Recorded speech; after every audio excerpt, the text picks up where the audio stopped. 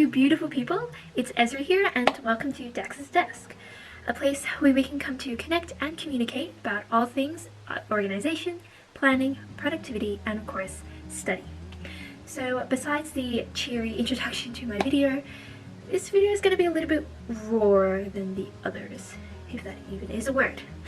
Basically, I wanted to make this video because I obtained a result yesterday that I was not proud of. It was from a test, one of the hardest subjects I've ever taken. It resembles anatomy and it's a double point subject, so it's really important for me to do well in this semester. However, the test, which was worth about 10%, kind of gave me a bit of a confidence dip, because even though I passed, I only just passed.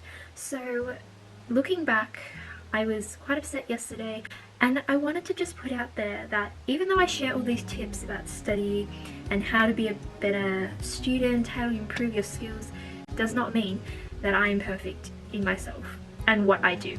I implement some of these skills, but sometimes they don't work out and sometimes they need to be tweaked. Sometimes I am fine with them, but I just can't continue them 24/7, so I get a little bit slack. Either way, this video is to just give you a little life update and to talk about what happens when things don't really go to plan. So basically, I got an email with a breakdown of each question. It was a multi-choice test, so they give you if you got that question right or wrong and what the general topic was or what the general skill was for that question. So upon looking at that, I wrote down my improvement areas, and that's really important to do whenever you get feedback. If you get feedback, it's really important to review it, because that is the best thing you can do. I think, you know, after my little cry session yesterday, I kind of said to myself, okay, no biggie, the exam is where I'm going to increase these marks, but until then, if I do the same thing in my study technique, nothing's going to change. It's really important and a hard thing for me to actually understand that you need to change your study skills and the way you're approaching a subject in order to improve. You know, on the flip side, you can't expect to make any changes if you don't change what you're doing. So, as I said, my first step was to look at my improvement areas, write them down, and note down what lectures I missed out on, basically.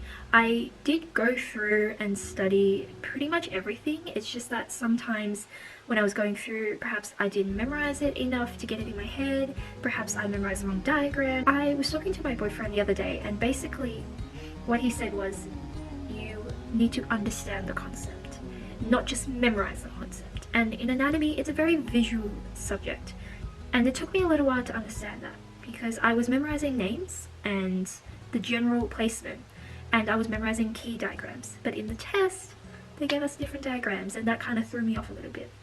So basically, as an example, my boyfriend's a teacher and he gave his students some triangles to work on. He taught them what an isosceles triangle was, giving them some examples, and then later on he tested them by flipping the triangle to look a little bit different. It was the same triangle, it was just flipped around, and that threw a lot of them off. So that's the difference between memorizing something and actually understanding it. So from this point forward, I needed to think about what I needed to change.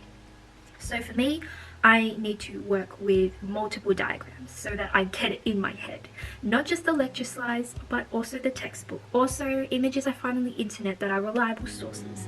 And once I've gone through those diagrams, I'm able to label them, I'm able to state their function, all of that. Then hopefully it'll be drummed into my head. So the third thing I want to talk about is to gain a little perspective. This test, as I said, was 10%, and even though I felt a bit disheartened, in the grand scheme it's not worth a lot, and the point is that I have so much room to improve in the exam. For me, the exam is about 70% worth, so the tests and the assessments that the lecturers are giving you during the semester aren't meant for you to be perfect on. They're meant to help you fine-tune your focus for the future. And once you get to the exam, you know where your weak areas lie and you know how to improve them. If you are feeling like hopeless or a failure on little things like that, then this video will be really helpful in moving forward. I might make another video about what happens when larger things don't go to plan. For example, your ATAR or your Year 12 final year score, Or you fail a uni subject and you're thinking, do I have to do it again? Should I pick another subject? Or is this course right for me? Those are some really big questions, and a lot of thought has to be put into those decisions, and I'd love to do another video if you guys want on that topic. It's okay to feel bad for a little while, but after that you gotta pick yourself up and you gotta improve. So that was today's video. I also wanted to apologize for not posting for a while. I have been quite busy of late, so I will be posting weekly from now on though. Thank you so much for being patient with me. If you like this content, please hit me a like and a subscribe button, and also the bell notification. So I'll see you guys next time. Bye.